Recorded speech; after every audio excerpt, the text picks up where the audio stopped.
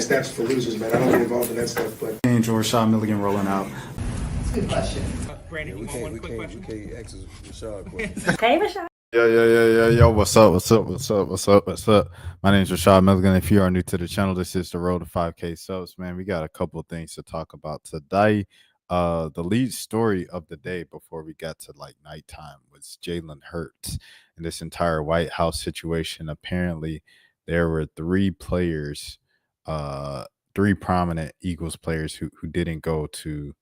Hold on. Now, give me a second. Who didn't go to the who didn't go to the White House today, and led by Jalen Hurts. So here it is. Here's the official report from Yamiche Alcindor, who is a White House correspondent for NBC News. Let me see if there's another joint over here, if I can find it. Because it was like, oh, hold on. I'm sorry. Anyways, yes, Jaylen Brown declined to go. I don't know if you guys seen the Time interview.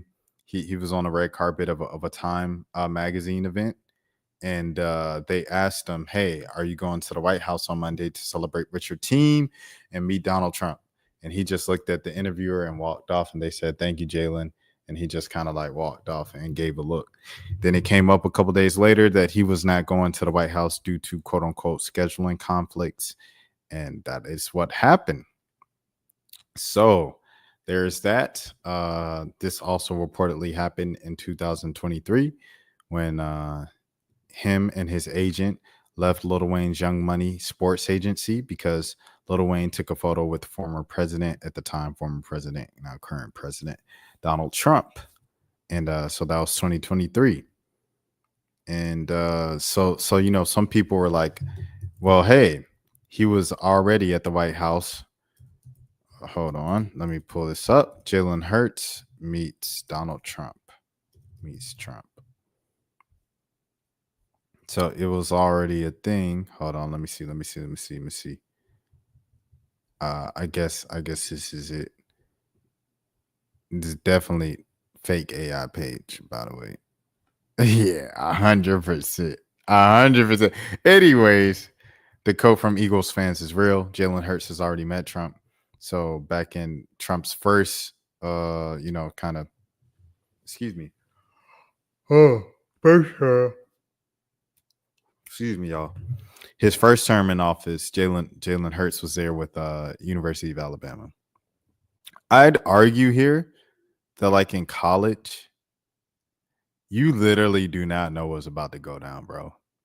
Like especially like Hurts. Like imagine if Hurts was, you know what I'm saying, the backup. He became the backup in the championship game. He does not know where his career is going to go. He enters the transfer portal, goes to Oklahoma, has a good year at Oklahoma, gets picked up in the second round by Philly, and you guys know the rest. Even doubted throughout his pro career and stuff like that. But like, you know what I'm saying? At this time, he probably had no clue, bro. He probably just went just to go. You know what I'm saying? He was in college. He's like a bit younger and stuff like that. But his actions as of recent, the past few years have been consistent. And someone else pointed this out of the three players who didn't go: Devontae Smith, Jalen Hurts, and AJ Brown. They pointed out another thing as well, because of course the same day Saquon Barkley was in the news for meeting Trump, golfing with him, having dinner with him, and then going to the White House the next day and then putting out a statement about it on his Twitter, Cry Louder. But Malcolm Jenkins, shout out to Malcolm Jenkins, he spoke on Jalen Hurts. He called him a hero for not going to the White House to meet with President Donald Trump. This is from Dolph Kellman.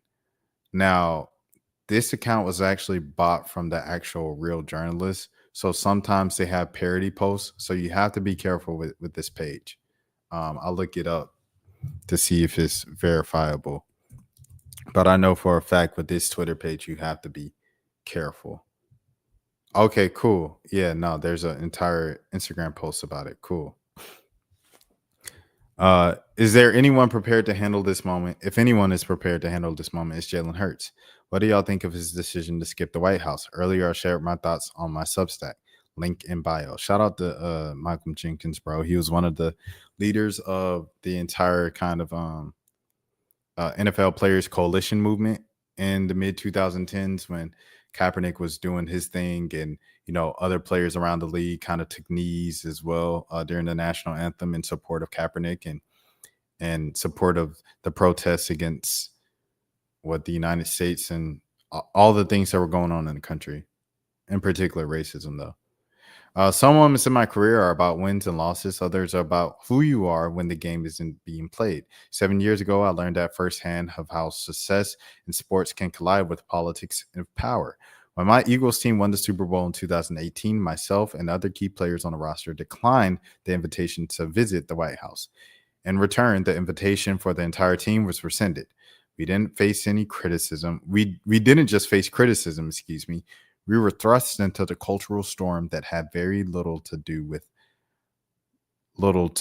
football and everything to do with what we stood for. Today, Jalen Hurts finds himself standing at that same crossroads. This week, the Philadelphia Eagles traveled to Washington, D.C. to be honored by President for their Super Bowl win, but their franchise quarterback, their MVP, their leader, wasn't with them. Jalen Hurts chose not to attend.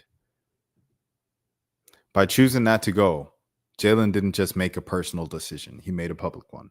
And with that decision comes a whole new set of challenges, media scrutiny, locker room dynamics. Media scrutiny, I'll read it out.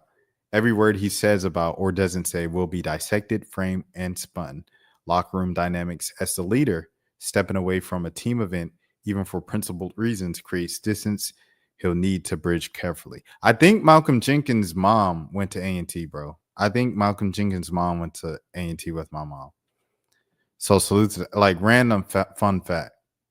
Yeah. In fun fact, if you guys didn't know that my mom went to North Carolina A&T. Shout out to the Aggie. Public pressure. In one of the more intensive sports markets in the country, every move he makes now will be judged even more harshly. Cultural responsibility, his silence, his words, his posture, all of it will matter to the people watching who are looking for signs of courage, authenticity, and leadership. If Jalen Hurts navigates this, he solidifies himself as a selfless leader, willing to risk comfort to honor his values. He strengthens his integrity and cultural capital in a way few athletes ever achieve. He shows the next generation what it looks like to stand on principle and not just play for applause. He joins the tradition of athletes who use their peak to push conversations forward, not shy away from them, not because he was loud, not because he was divisive, but because he was clear. Leadership isn't just about leading a team. It's about leading a conversation. Jalen's decision stands in opposition to a culture that often puts players to just shut up and play. Instead, he's choosing to lead, not just with his arm, but with his mind, his values, and his presence. It's a risk, but it's also an opportunity to become something much bigger than a champion. It's the first steps towards becoming an icon, not just because of he won, but because of what he stood for when it counted. Shout out to Malcolm Jenkins, bro. Jenkins. That was wonderfully penned, my brother. Shout out to my dog who was with the Seahawks. What was his name? He was writing the children's books at that time too. He was a brother. The Bennett brothers. He was extremely intelligent too. I didn't agree with everything they said, but they were smart. I respect people that are smart. Like, even if I don't agree with what you're saying, it's like, oh, I don't agree with you, but like, I can acknowledge and respect the fact that you're smart. Elias Ricks, I believe this is his name. He had a different take on the oh wow. No, he tripled down on it, bro. Donald Trump's daughter is beautiful. Dang. After seeing her in person, Ivanka is exactly my type. And then he retweets a photo dump of Ivanka. Bro. What? And then he retweeted Saquon to he quadrupled down. Hold on, brother. Let me look up this man. He must have went to LSU because all the LSU people following him. Yeah, he did go to LSU. Okay. All right. Shout out to Elias Riggs. But geez, at least he's 23. Went to IMG Academy. Where is he from? He's from California. Okay, that's interesting. That's different. Okay, bet. I guess we can go straight to the Saquon thing then, huh? So all right, we'll read the Saquon thing. So this is the other side. So you seen the side that was silent about not going, and now we are going to the side that is vocal about going. LOL, some people are really upset because I played golf and flew to the White House with the quote with the all caps president. Maybe I just respect the office, not a hard concept to understand. I just golfed with Obama not too long ago, and I look forward to finishing my round with Trump. Now get out of my mentions with all of this politics and have a good day. I said good day. You guys know that from Sweet Life of Zack and Cody. I said good day now.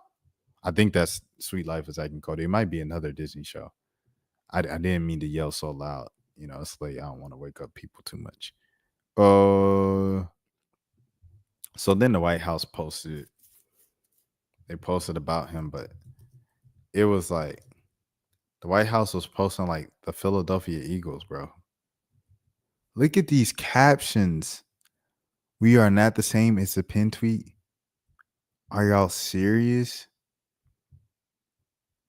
Why are they running the White House Twitter account like it's the Wendy's Twitter account, bro? Most people want child. It seems like at Jake Tapper will rather protect them. Bro, what? This is crazy. This is my first time like looking at the White House Twitter, bro. Like I know they had when they had Kodak in there and they was like yak in the White House or something like that. And I was like, they just laughing in black people's faces right now. Make America safe again. To strengthen America's law enforcement. How's it? I already got on my head for my Cop City thoughts. We are thrilled. Where they at? I feel like they just posting the same thing. It's what you call that for engagement, for analytics. You post the same thing over and over and see if it does better later in the afternoon. Arrested. So they just bragging about the legal immigrants. Here it is right here. Now get out of my mentions with all this politics and have a good day. How is it going to get out of my mentions with these politics and you doing something political? You know what I'm saying?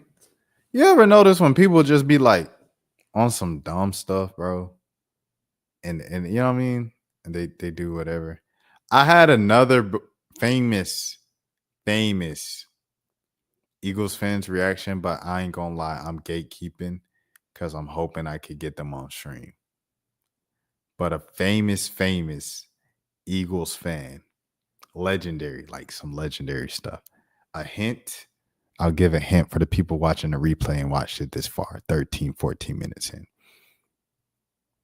A hint, look at what's happening and the top what's happening trending thing. This in this tab right now. That's a hint. Okay. LOL. Some people are really upset because I played. Now look forward to finishing my round with Trump. Now y'all get out my mentions with these wild politics and have a good day. Who's a 13-year-old still running this White House account? Shout out to Yuri. Yuri, stupid boy. Shout out Yuri. Some real Atlanta legend. Okay. Who else? I think that was pretty much it. That was it. There was this whole conversation about Saquon Barkley switching up because apparently Saquon said like in 2020. Hold on, let me see. I'm gonna pull this one up too. Might as well. Where are we at, Saquon? Where is Saquon? Where's Saquon? Where's the Saquon thing? All right, it's not there. It's somewhere else. I hope everybody's having a good day at the time you're watching this and things of that sort. I gave you guys a couple of different things, man. I gave y'all a couple of different things today. Like You know what I'm saying? Diversifying, showing some effort on the channel again, not just pumping out content for the sake of pumping out content. I'm trying to give effort again. You know what I mean? 2020, the protests were amazing and inspiring. There's also a clip of Saquon Barkley doing an interview in Atlanta for Honcho Day. Well, that's Gwinnett County technically at a Honcho Day, which is Quavo's annual football game, and he had Colin Kaepernick come out and play quarterback. That was a surprise. And in an interview walking off the field, Saquon was like, "Yo, yeah, I talked to Colin. He talked to me about like how to move off the field and stuff like that. And I told him I really look up to him, and he really inspired me to think beyond football. And he's so intelligent and this and that." And in 2020, he says the protests are amazing and inspiring, but please, in the 2 or 3 weeks when the protests are no longer happening, we still need change. We still need to come together as a community, and we need action. Exclamation point. Racism and injustice cannot exist. Exclamation point. 2025. 5 years later. LOL, some people really upset because I played and golfed and flew to the White House with the president, all caps. Maybe I just respect the office. Not a hard concept to understand. Just golf with Obama not too long ago. ... And I look forward to finishing my round with Trump! Exclamation point. Now you get out of my mentions, you filthy rascals, with all this politics, and have an amazing day. Laughing emoji. I'm from the deuce, the four, the eight, the four. Come on, Saquon. This is Saquon. And this is America. And this is Devontae, Jalen Hurts, and AJ Brown. Now, if you worrying, oh, is this going to cause a rift in the locker room? No, like you guys, if you guys work within a diverse, you know what I'm saying, which is less likely nowadays because the current administration, ironically, but if you guys work in a diverse workroom, there's obviously coworkers that you have who might not believe the same things you believe, whether or not it's like on the left or the right. I know me personally, you know, I'm kind of, you know what I mean? Not real. But regardless of where people lean and if it doesn't agree with your politics and stuff like that, you still go to work. Like, you still go to work. So I don't think this is going to affect the Eagles' chances of repeating next year. If they don't repeat, it's not going to be because of the political differences and just a rift in the locker room. I think it'll be because of playing reasons and things of that sort. So yeah. All right, bet. Next up. Sources. Shaquille O'Neal agrees to become Sacramento State's general manager. Now, this is a big deal for the men's basketball team at Sac State. They have something going. The reason why this is a big deal because they already hired Mike Bibby to be the coach, bro. Mike Bibby's son, I thought Mike Bibby's son was going to be that dude, dog, because he used to play all the time before the game on the court. He would warm up at halftime with the team. Like, Bibby will work that kid, bro, all the time. And he was on the podcast, and he was talking about how his son, you know what I'm saying, they like to play in the air-conditioned gyms. And he said, you go play outside. He said, it's too hot to play outside. And he said it was different. That was the only time I heard something was a bit different about his work ethic from his dad's work ethic, which was extremely high. Mike Bibby, like, bro, Bibby was it, bro. I'm not going to lie to you. Bibby was locked in, dog. Like, and then in Atlanta, he was kind of on the back end of his prime. So it's like you seen the work for him to even maintain and stay in the starting lineup and remain a competitive starting point guard in the NBA, bro. But anyways, Shaquille O'Neal has agreed to become the Sacramento State's men's basketball general manager. I think does he still own a piece of the Kings? The stack? Hold on, let me see this. Shaq still own the Kings. No, Shaquille O'Neal does not still own the Kings. Oh, he sold his stake in 2022. So what does he like about Sacramento so much that he just keeps going back there? It'll be on unpaid voluntary role. Oh, his son Shakir's playing for them. It's his. Oh yeah, his son is the one who came from FAMU. Okay, his son will play for Sacramento State under new coach Mike Bibby after transferring out of Florida A&M in late March to join the Hornets. Shaquille O'Neal is the latest high-profile athlete to accept a general manager role with the school. NBA superstar Stephen Curry was named the assistant general manager at his alma mater, Davidson, last month, and Hawks star Trae Young had the same role at Oklahoma.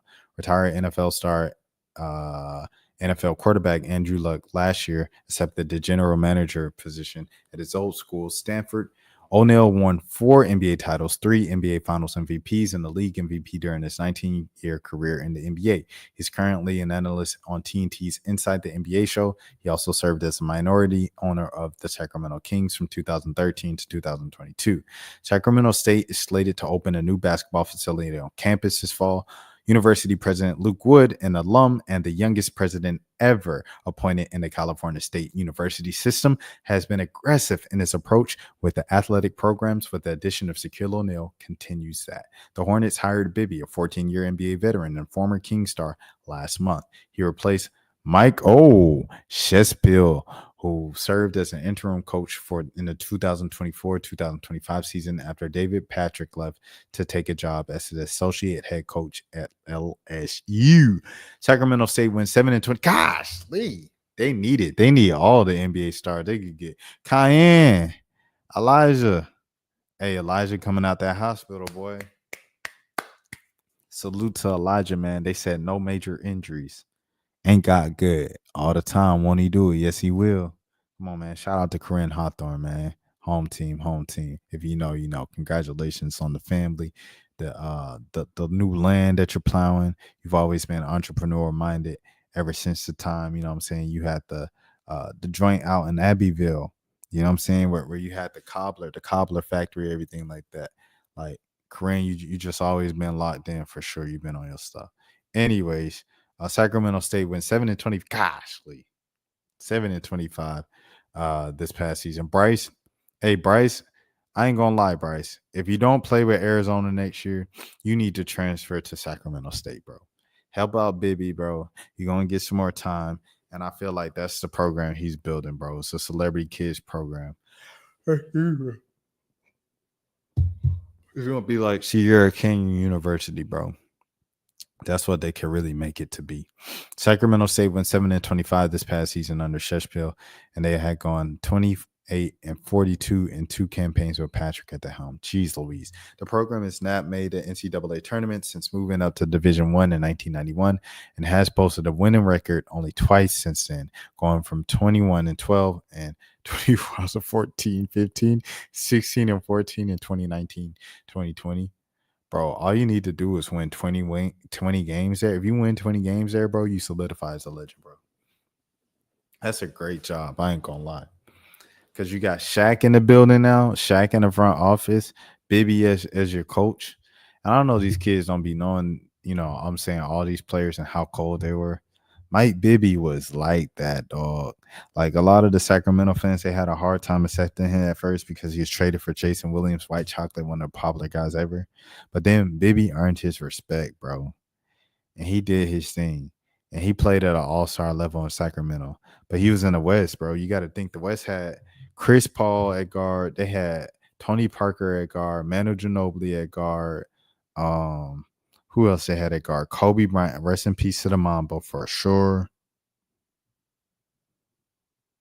Who else they had at guard during those days? Because, you know, Melo and Yao and all those guys in the front court. But who they had at guard back then? Long story less long. It was really difficult. Oh, Darren Williams. Sheesh. Yeah. It was really difficult back then to make the All-Star team. Like, Darren Williams is only a 3-time All-Star. And it's literally because he was in the West. So Bibby should have made the All-Star team one year, at least, at Sacramento. He didn't. So he goes to Atlanta, where the East is easier to make All-Star team, but like, he was already past his prime at that point.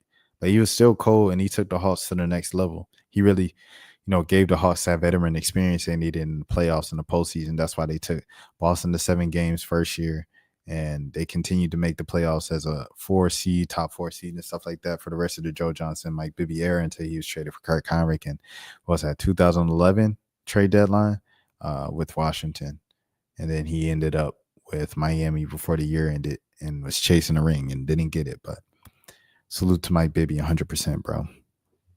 He is a baller. He was a baller with a jump shot and a All right, cool. What's next? Alabama denies man self-defense. So let's pull this up. I saw this earlier this morning and I was like, oh, it would be interesting to react to. Okay, hold on. Let me read the caption before we press play.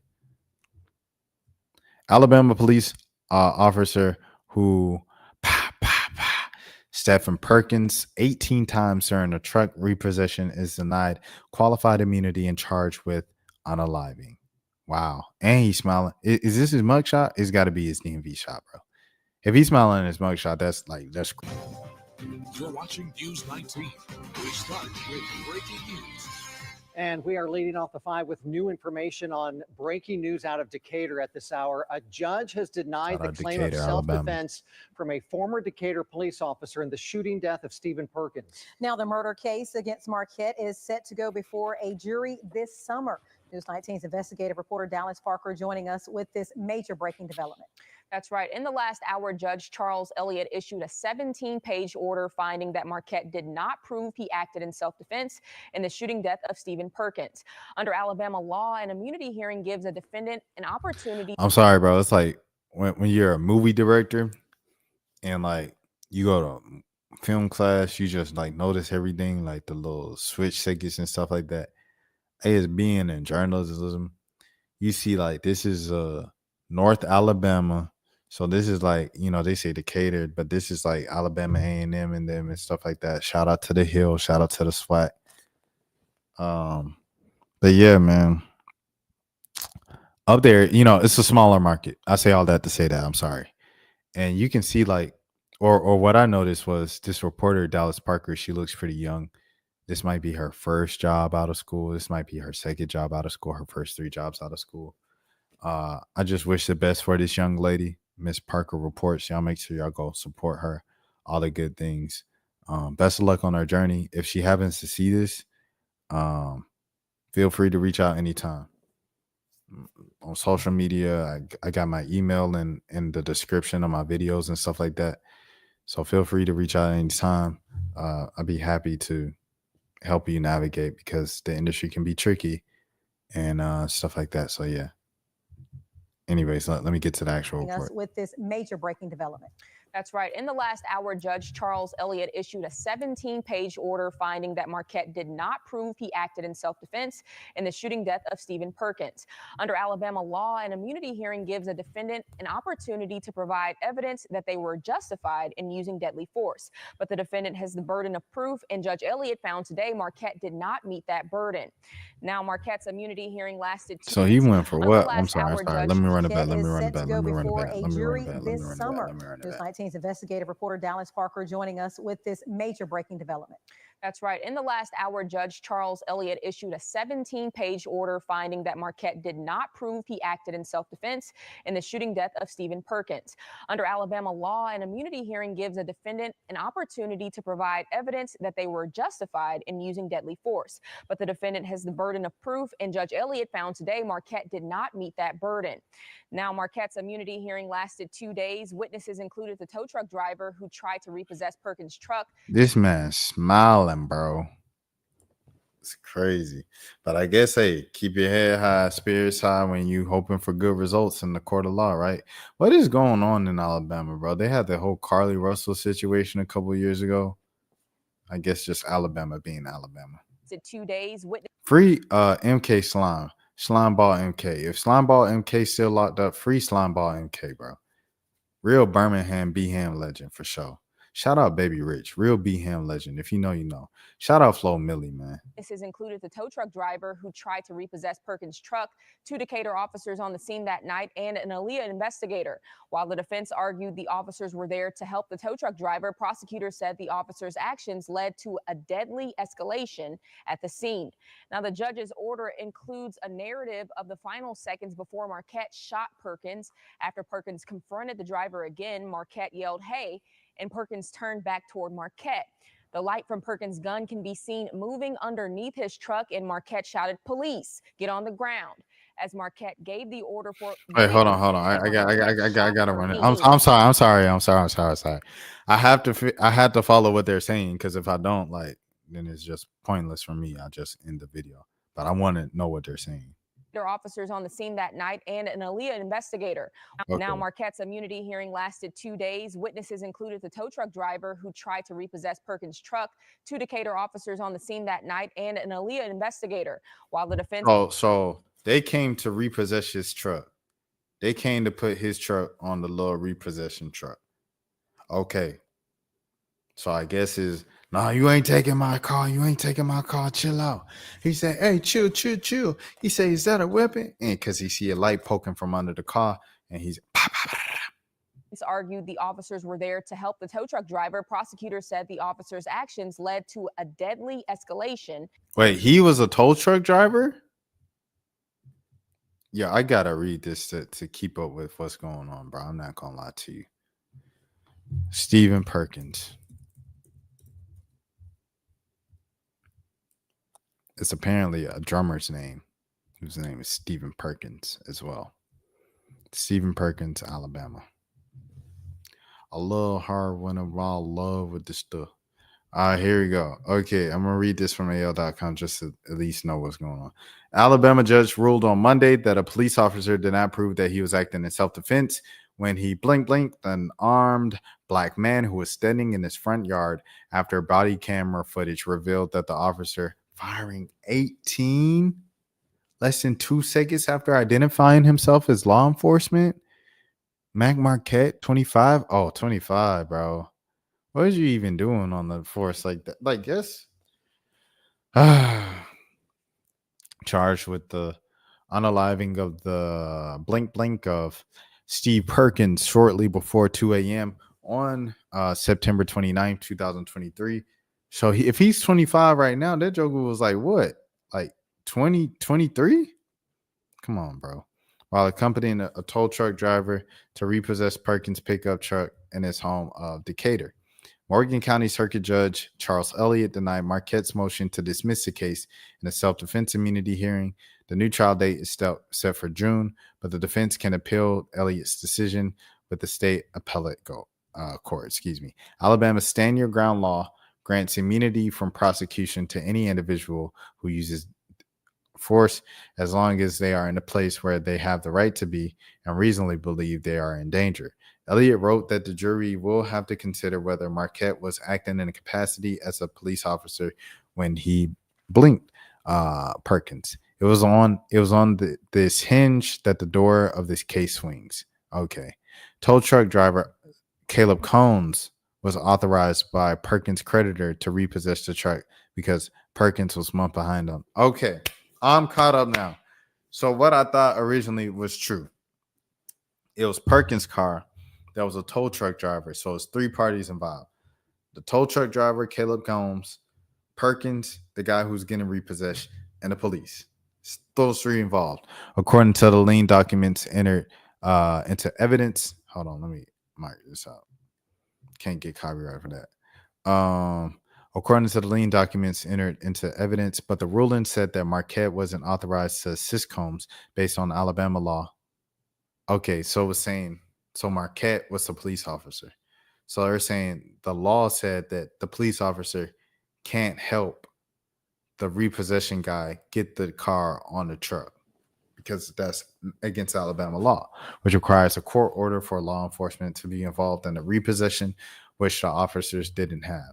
So he was somewhere where he wasn't supposed to be, and the man ended up unalive. Crazy. The judge heard conflicting testimony in the early hearing of why Marquette and other 2 officers, Joey Williams and Christopher Mukadam, were at Perkins' house in the first place. Marquette, Mukadam, and Williams were dispatched to help Combs after Perkins pointed a weapon at his chest when the tow truck driver first tried to take Perkins' vehicle, according to the testimony from Williams and Mukadang. Combs met the officers at a nearby tow truck. Combs waited for 3 officers to set up covertly around Perkins' house around the time Combs returned to repossess Perkins' vehicle for a second time. All 3 officers were intentionally hidden from Perkins' front door when Combs returned, and Perkins again emerged from his house with the gun pointed it at Combs. Oh, so the dude who was getting his car taken pointed his gun at the pointed his blank at the repossession driver, at the repo man. I mean, I don't know why you doing that, bro. You don't watch repo in Miami? Like, if they're gonna take your stuff, they're gonna take your stuff. Body cam footage revealed that Marquette unloaded all the things inside of his weapon in less than 2 seconds after he emerged from where he was hiding on the side of his house. Even then, the judge wrote Marquette was partially obstructed by the bed of Perkins' truck. Perkins turned to face Marquette and briefly tried to remove. So he came out on some FBI, open up, pow, pow, pow. Crazy, bro. Grew up watching too many movies. That boy is 23 years old. What was a 23-year-old doing making a fatal decision like that as an officer, bro? But I guess since Buddy allegedly had his gun out at the repo, man, that was all the excuse he needed. Body cam footage revealed that Marquette unloaded all the bullets in less than 2 seconds after he emerged from the side of the house, hiding in Perkins' house.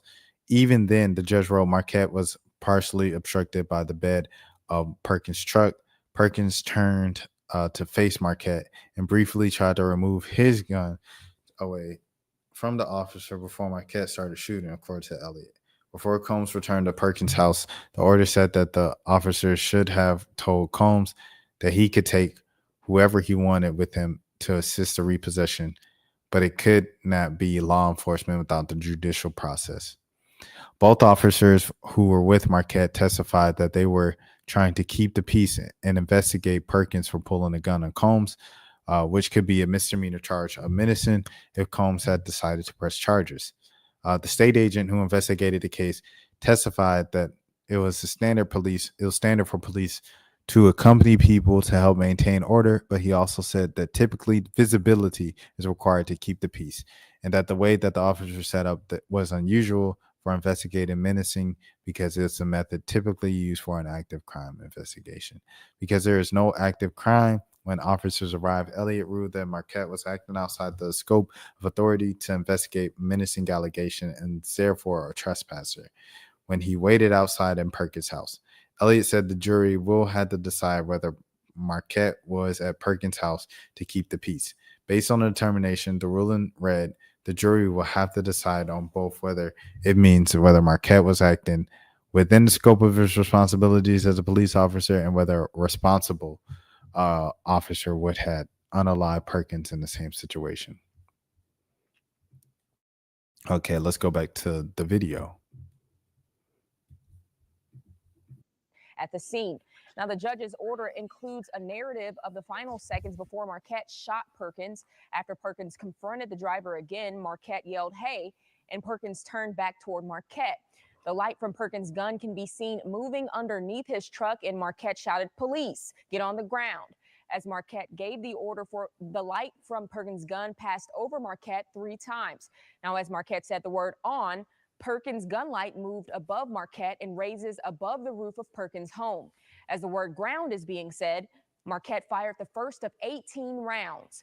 Perkins fell after 4 shots, and Marquette kept firing until he fired every single bullet in his gun. The court found from the time Marquette yelled "hey" to Marquette firing his weapon, 1.4 seconds had elapsed. This is taken from Judge Elliott's review of the evidence presented during the hearing. Now, the judge said the matter he was playing Grand Theft Auto on that piece. Came down to 2 questions. Was Marquette acting in the scope of his employment, and were his actions consistent with what a reasonable officer would have done in his situation?